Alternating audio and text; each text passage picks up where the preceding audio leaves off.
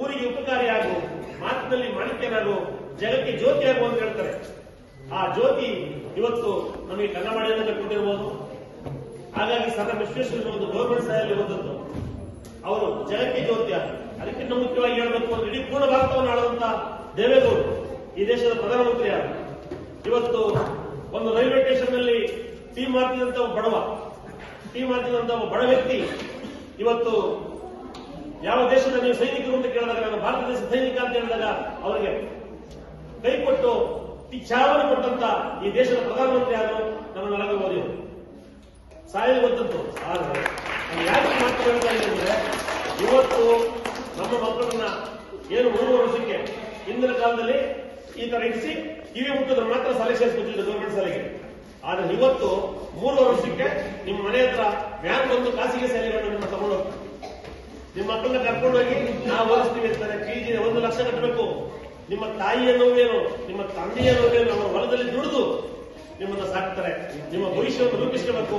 ನನ್ನ ಮಗನು ಚೆನ್ನಾಗಿ ಓದಬೇಕು, ನನ್ನ ಮಗನು ಸುರು ಕೊಡಬೇಕು ಅಂತೇಳಿ ಇವತ್ತು ಆ ನೋವಲ್ಲಿರ್ತಾರೆ. ಹಾಗಾಗಿ ನೀವು ಮಕ್ಕಳ ದಯಮಾಡಿ ಕೈ ಮುಂದೆ ಯಾರು ಮಾತಾಡೋದು.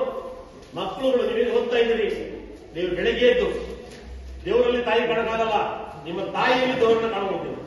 ನೀವು ಬೆಳಗ್ಗೆ ಎದ್ದು ನಿಮ್ಮ ತಾಯಿಗೆ ಒಂದು ನಮಸ್ಕಾರ ಮಾಡಿ, ನಿಮ್ಮ ತಂದೆಗೆ ಒಂದು ನಮಸ್ಕಾರ ಮಾಡಿ. ಇವತ್ತು ನಿಮ್ಮನ್ನ ಕಲಿಸಬೇಕಾದ್ರೆ ನಿಮ್ಮ ತಾಯಿ ಅವಳು ಊಟ ಇಲ್ಲ ಅಂದ್ರೂ ಕೂಡ ನೀವು ಡಬ್ಬಿಗೆ ಹಾಕಿ ಊಟವನ್ನು ಮಾಡಿ ಅವಳು ನಿಮ್ಮ ಡಬ್ಬಿಗೆ ತುಂಬ್ತಾರೆ. ನನ್ನ ಮಗಳು ಚೆನ್ನಾಗಿ ಓದ್ಲಿ, ಬೇರೆಯವ್ರ ಉತ್ತಮ ಮಜೆ ಆಗಲಿ ಅಂತೇಳಿ. ಅದಕ್ಕೆ ನೀವು ದೇವರನ್ನು ಹುಡುಕೋದು ಬಿಟ್ಟ ನಿಮ್ಮ ತಾಯಿಗೆ ನಮ್ಮ ಪಾದವನ್ನು ಮುಟ್ಟಿ ನಮಸ್ಕಾರ ಮಾಡಿ, ನಿಮ್ಮ ತಂದೆಗೆ ನಮಸ್ಕಾರ ಮಾಡಿ ಬಂದ್ರೆ ಅದಕ್ಕಿಂತ ಸಂತೋಷ ಇಲ್ಲ ಅಂತ ಹೇಳ್ತಾ, ಹಾಗೆ ನೀವೇನಾದ್ರೂ ಅದಕ್ಕೆ ಬಸವಣ್ಣವರು ಮಾತಾಡ್ತಾರೆ, ಕೃಷಿ ಕೃತ್ಯ ಕಾಯಕ ಮಾಡುವ ಸದ್ಭಕ್ತನ ಪಾದವ ತೋರಿಸಿ ಬದುಕಿ ಸಹ್ಯ, ಆತನ ತನು ಶುದ್ಧ, ಆತನ ಮನ ಶುದ್ಧ, ಆತನ ಮನೆಯಲ್ಲಿ ಒತ್ತಿ ಲಿಂಗಾರ್ಚನೆ ಮಾಡಿ ಪಾದೋದಕ ಸೇವಿಸುವ ನಯ್ಯ ಕೂಡಲ ಸಂಗಮ ದೇವ ಅಂತ ಹೇಳ್ತಾರೆ ಬಸವಣ್ಣ. ಯಾಕೆಂದ್ರೆ ಇಲ್ಲಿರ್ತಕ್ಕಂಥ ಎಲ್ಲ ರೈತರ ಮಕ್ಕಳು ಹೊಲದಲ್ಲಿ ದುಡಿಬೇಕು, ಮಣ್ಣಲ್ಲಿ ಮಣ್ಣಾಗ್ಬೇಕು. ನಾವು ಎಲ್ಲರೂ ಕೂಡ ಮಣ್ಣಿನಲ್ಲಿ ಮುಡಿದಾಗ ಮಾತ್ರ ನಾವು ಪ್ರಜೆಗಳಾಗಲಿಕ್ಕೆ ಸಾಧ್ಯ.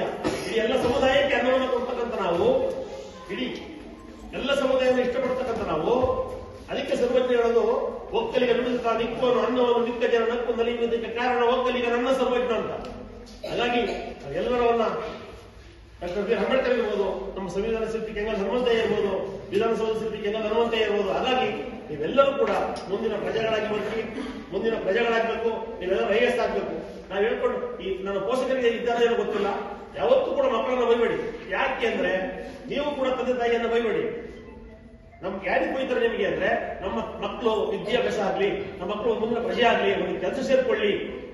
ತಂದೆ ತಾಯಿ ಬೈತಾರೆ. ತಂದೆ ತಾಯಿ ಏನಂತ ಹೇಳ್ಬೇಕು, ಬೇರೆ ಮಕ್ಕಳನ್ನ ಬೇರೆ ಪಕ್ಕದ ತೋರಿಸ್ಬಿಟ್ಟು ನೋಡಿ ನೀನು ಓದಿಲ್ಲ, ಅವನು ಇಂಜಿನಿಯರ್ ಆಗಿದ್ದಾನೆ, ಡಾಕ್ಟರ್ ಆಗಿದ್ದಾನೆ, ನೀನ್ ಆಗಿಲ್ಲ ಅಂತ ಬೈಬಾರ್ದು. ಅವ್ರು ಡಾಕ್ಟರ್ ಆಗಿದ್ರು ಚಿಂತಿಲ್ಲ, ಆದ್ರೆ ನೀವೇನಾದ್ರೂ ಚಿಂತಿಲ್ಲ.